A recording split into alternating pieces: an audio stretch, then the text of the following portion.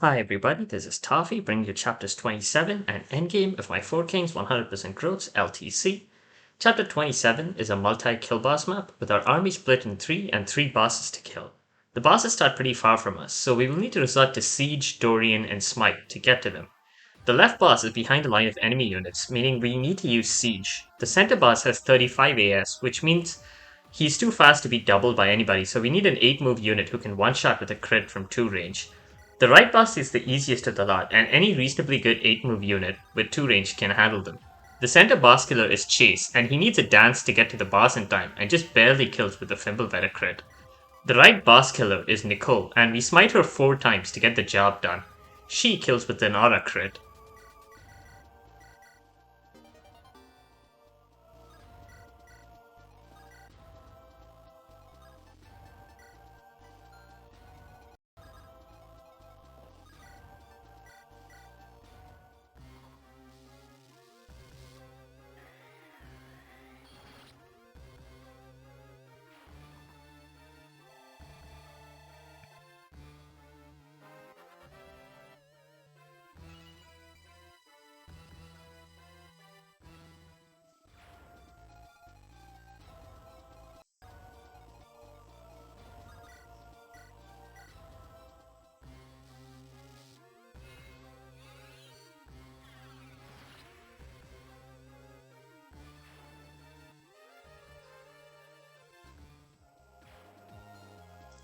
The leftmost boss killer will be Yufin, who can reach his target from the start, just requiring a Florette boost so he can double him with Purge.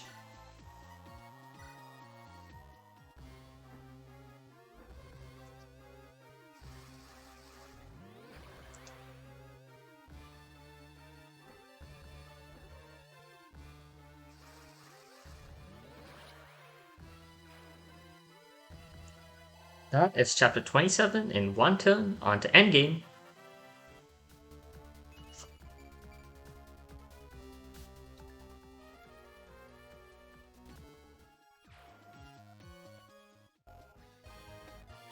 Zack is the final unit to promote, but even as a promoted unit, he's not going to be super relevant to Endgame. Like, the thing I have him do in Endgame could be done by pretty much any other unit.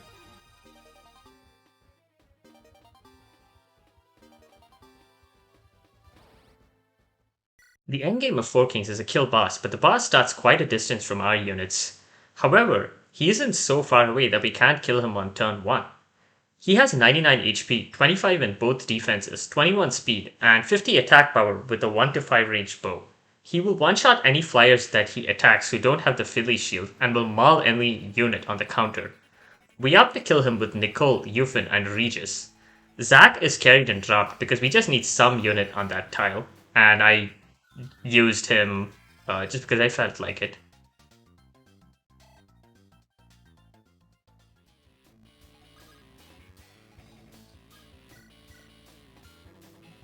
Nicole is smited 4 times.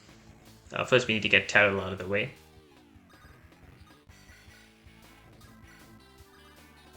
Yufin capped his magic last map, just to be clear, because like it can be difficult sometimes to tell what units magic caps are in these videos due to the skill systems or the strength magic split glitch, where like it looks like magic levels up even if it's actually capped.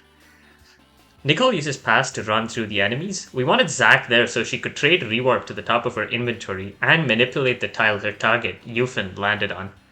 Rescue needed to be at 1 use for this, of course. With the body ring, she doubles tiered rows naturally, though even without it, we could have reordered our attacks to give her the Fluoride boost instead of Yufin.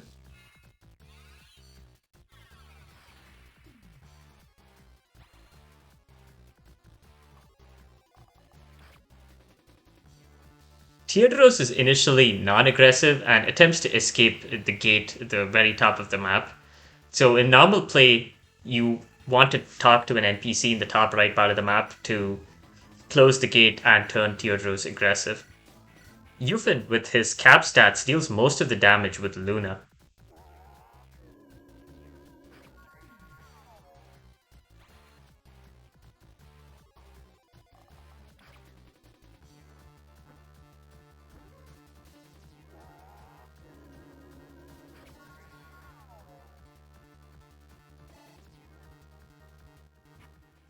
We need a little bit more help to take Theodros out, so Regis, with his 15 range Maelstrom, gets to tie the ribbon on this playthrough.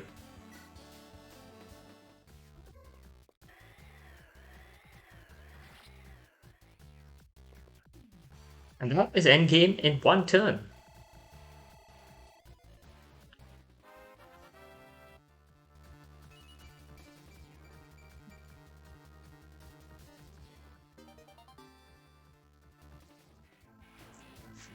I thought the turn count scroll out because it's bugged.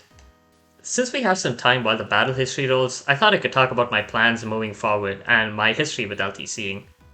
Four Kings was the one run that I always wanted to redo because it's the one that was very far from the turn flow for the stated category. I think all of my other playthroughs either hit the turn floor or are like one turn off.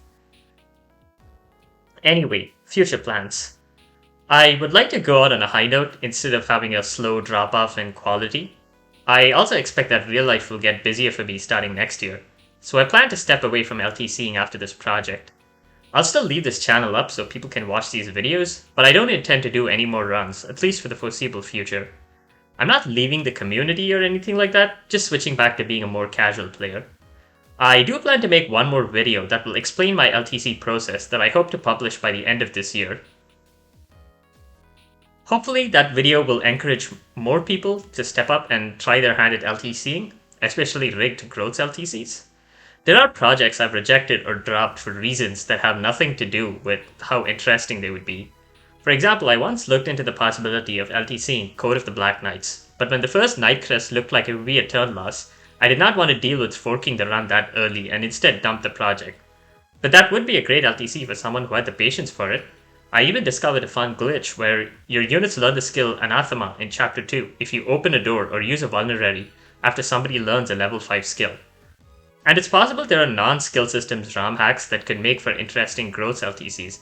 I once spent a day trying out LTCing Order of the Crimson Arm, and surprisingly, even though that hack doesn't have movement staves, the Tactician, a Dark Mage, is an important player in the 100% growth LTC in the early game, because only he, even with rigging, can actually kill enemies well enough to hit the turn floors.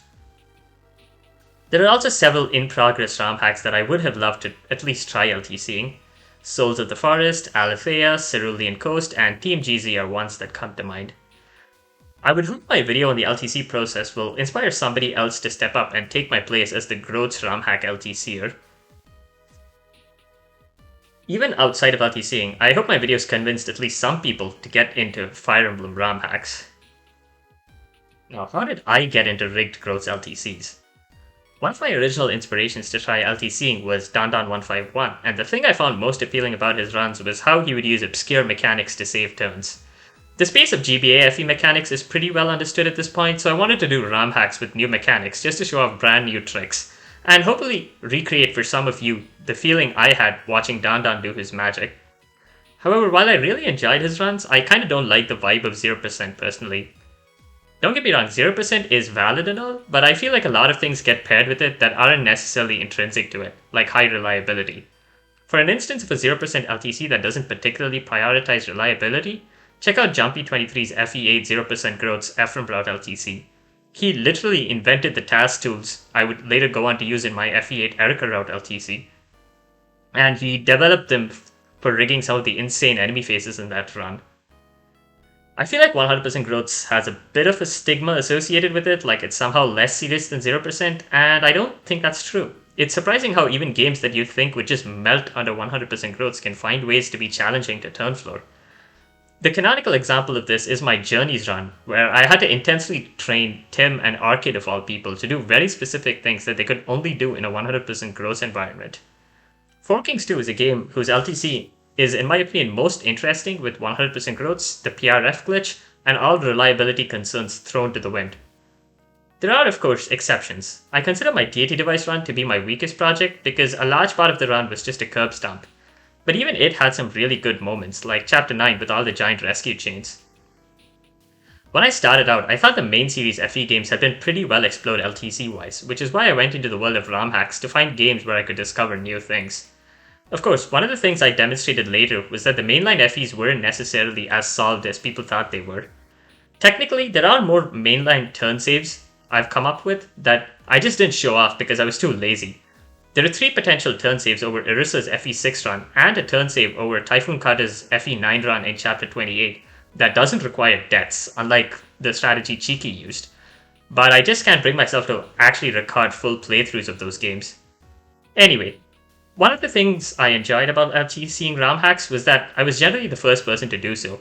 I got to figure out the optimal clears and answer all the questions about who needed to be trained myself.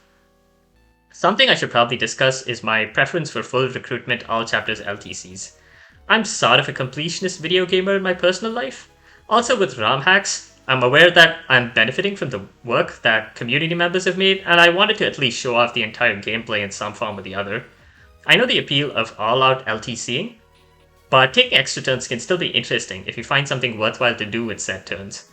My FE8 Erica route LTC is a great example of this. The incomplete recruitment turn floor is 63 turns and is fairly well known. People knew Marissa costs a few turns and Carmack costs 5 turns, so trivially you'd think the full recruitment turn floor should be 70 or more turns. But it isn't. It turns out that all those extra turns allow training Sally up, and there's enough room to also train Loot.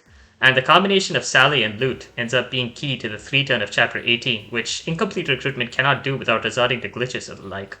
And also, because full recruitment can visit the Chapter 14 secret shop, that translates to saving a turn in Chapter 15 as well. In fact, the turn floor for Erica full recruitment should be the same as the turn floor for Ephraim full recruitment at 68 turns, since according to some math I did, it should be possible to hit all the benchmarks even with the 4 turn of Chapter 8, with some minor changes elsewhere. This is something nobody before me would have guessed, since Erica full recruitment was just memed as a quote-unquote brain-dead category that was just incomplete recruitment but slower. There are also full recruitment clears that are interesting in their own right, sometimes making trivial maps non-trivial. FE7 Chapter 24 is a good example of this. As a kill boss map goes, it's pretty trivial, but recruiting Wallace in 2 turns ends up being an exercise in very subtle AI manipulation that is lost in an incomplete recruitment context. I think full recruitment and incomplete recruitment are both equally valid categories of LTC, and the same goes for 0% versus 100% growths, and which, if any, is more interesting for a particular game is something that has to be assessed on a case-by-case basis. Like, there aren't any general rules of thumb that are going to be accurate all the time. That's all I really had to say. This was kind of rambly, but it's the one time I'm speaking to my audience directly. When you started watching my videos with the redo of 4 Kings, or the original 4 Kings run, thanks for sticking around and supporting me. It meant a lot to know that a lot of people found the content I made interesting. I'll see you again with the LTC process video.